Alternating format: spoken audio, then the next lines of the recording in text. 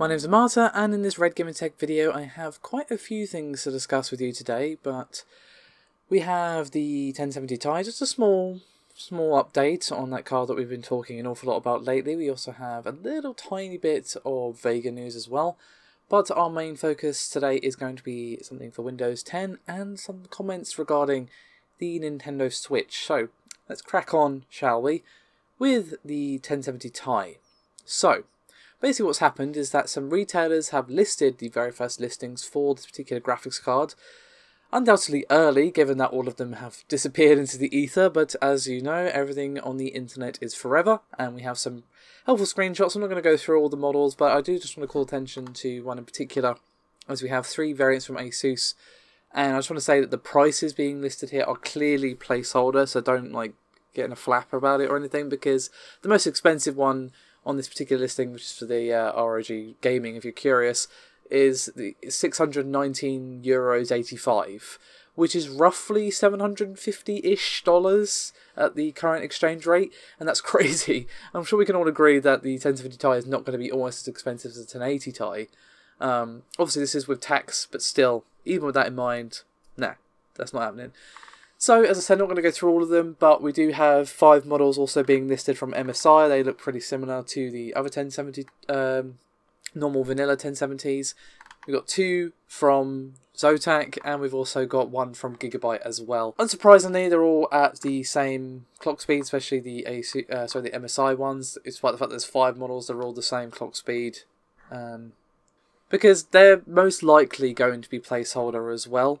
Obviously the main variations we can expect are designs, fans, LEDs, all that sort of stuff, but the main thing that this tells us really is that the cards are now in the hands of retailers, and we can very much expect an interesting day next Thursday, and also we can expect some early reviews to be leaked as well. So bear with us basically, and then we're going to really get stuck into the 1070 Ti and what's actually going on. There's so many rumours floating around. And obviously, Nvidia still hasn't said one thing or the other about it. So I think this is if you had any doubt for some reason that this was real, I feel like this is kind of it now. And obviously, the Thursday thing that I mentioned is also going to be a paper launch, and it's going to be a couple of weeks before it's actually out properly. So yeah, basically the clock's ticking, and we're going to find out what's really going on the 1070 Ti. Let's move swiftly on to the very small but still interesting piece of Vega news that I mentioned. So basically this information comes to us thanks to the official product page for the RX Vega Strix Gaming for the Vega 64, and basically it shows a very minor, and I do mean very minor, factory overclock. They're basically at 1298 MHz for the GPU base and 1590 MHz for the GPU boost clocks, which is a staggering, shocking, amazing 50 MHz higher than the standard reference. So what's the main takeaway from the fact that they've got such a tiny factory overclock? Well, it's probably a concern to do with actually making that number sustainable versus the heat output of Vega. So it doesn't really speak well of their confidence in the Vega 64, but let's not get all the doom bells just yet. But as Paul has discussed in his tweaking video, which I will link in the description below, the 56, is the superior version of this particular card. Do check that out if you want to see why. I'm not going to go into that in this video. All the information is there for you if you want to go check it out. So, with that out of the way, let us move on to the bigger items. The first thing I want to get through is actually going to be regarding Microsoft. And you might have noticed, especially if you're a Windows 10 user, that there was the full Creators Update. It brought with it a bunch of new stuff, and as seems to be the case with Windows 10, it also brought some negatives with these changes as well, because apparently that's just how Windows 10 works. It can't give you something nice without punching you in the face at the same time. So, how did it punch you in the face this time? Well, and if you're a Windows 10 user, you might have noticed how there was a recent update, that being the full Creators Update, and brought with it a bunch of new stuff. And one of the things that I want to call attention to is the anti-cheat tech that's with this particular update by the name of TruePlay, and it's base level part of the full Creators Update, and basically it can be implemented by developers as they like, and it will basically run a protected process to prevent the most common types of attack, and will also monitor for common cheating behaviour, and if it senses something that it doesn't like, well, it's going to send that data back to the developers for potential action. Now, this feature can be disabled if you don't want your game basically spying on you, and affected games will still launch, but you will be barred from using features like multiplayer. So this sounds fine on the surface, but again, my main concern immediately that pops into my head is like, what if it's a false report? And I just, you know, because like Windows 10 doesn't really have the best like reputation when it comes to this sort of stuff. So it's like, well, if it just decides that I've cheated when I haven't, and I'm just gonna be locked out of multiplayer for no reason, that doesn't really sound brilliant. Obviously, let's wait and see what it's like in actual practice, but it does sound a touch sketchy in my personal opinion. One positive, I guess you could say, is that because it's at the OS level, it's obviously going to be better at catching these cheats, but it's hard to say without seeing it in action. However, our final item is going to be our most meaty item for today, and there's actually some interesting comments made by one of the developers of Shovel Knight, David D'Angelo. Now, one of the topics that has been pretty hot regarding the Switch is obviously, you know, third-party support and how much is it going to have and that sort of thing. Now, at launch, the game lineup was pretty poor, to be honest, but the Switch has done really, really well in the 8 months since it came out. The games list is looking really good, especially if you like your indie games, because it's gotten a lot of really strong indie games come out on that system, as well as some surprising entries from some AAAs as well. Now, in the past, Nintendo hasn't done brilliantly in terms of third-party support, as I've said many, many times, to the point where you're probably sick of me bringing it up.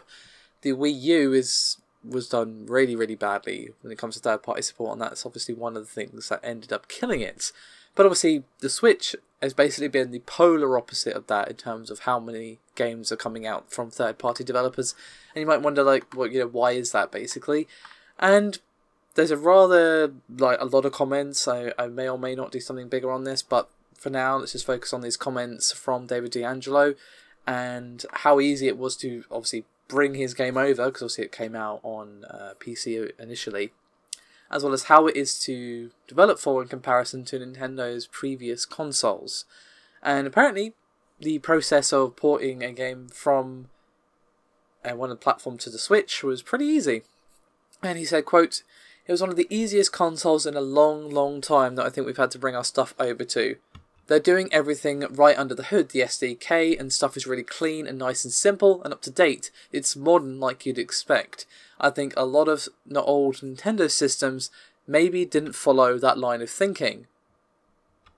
And even in comparison to Nintendo's previous consoles, obviously the 3DS and the Wii U, the Switch is way, way easier to develop for. You know, as much as I like my 3DS, it's basically a Pokemon and Zelda machine, essentially. So, you know, it's nice to see the Switch being designed more for like, hey, let's make this easier to develop for, get more games on here, and it's actually worked out pretty damn well. And you might wonder, okay, that's great, but how does it actually line up compared to like the PS4 and that sort of stuff? Because obviously the PS4 has really been killing it as well in the third-party support arena. And according to D'Angelo, at least, the PS4 is kind of like the benchmark for like, this is what I like to develop for, this is the easiest thing to develop for. But the Switch actually follows pretty close behind, which is really nice to hear, and the Xbox One is his least favourite. And he said, quote, "It's got lots of processing power, it's easy for Unity and Unreal to get on there really fast." And obviously, there still is the issue of like, hey, how do you work with these weird controllers that are kind of strange, and obviously the fact that you can detach them and that sort of thing. So obviously everything wasn't like all roses and puppies, but it obviously was a much easier prospect than the Wii U or even the Xbox One. And obviously, you know, minus all the stuff like, hey, support for Unity, which is obviously a really common engine among indies, there's obviously the fact that it's running on similar hardware to that of a PC, which is obviously one of the things that's made the PS4 so easy to develop for. So it's not exactly surprising to say that a similar logic applies to the Switch as well. It seems from what D'Angelo is saying, the actual hardest part of developing for the Switch is not actually anything to do with development, it's their approval process at Nintendo and getting it past them. It seems from what he said that you had to think of pretty much every eventuality, or at least like most eventualities. He even said that they also account for the player for some reason removing the disc, or in this case the SD card from the system, which, why would you do that? But apparently they had to account for it because it happens, I guess.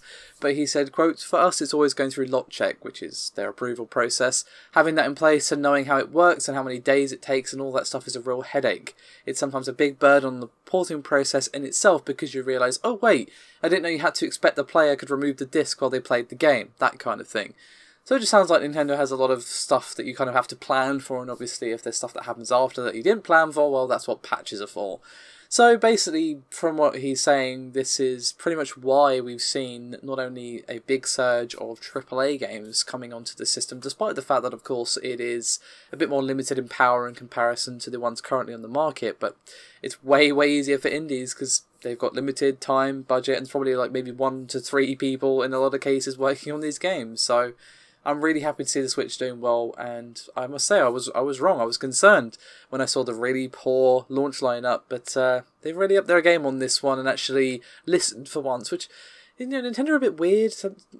They're really forward thinking in some places and really just not in others. So I'm just glad that they didn't let themselves do another Wii U with this one. Anyway, that's me done for this video. Thank you very much for watching. Your support is highly appreciated. Do remember to check out Paul's Vega video in the description, and of course let me know your opinions on everything discussed today in the comments below. Thank you very much for watching. I'll see you next time.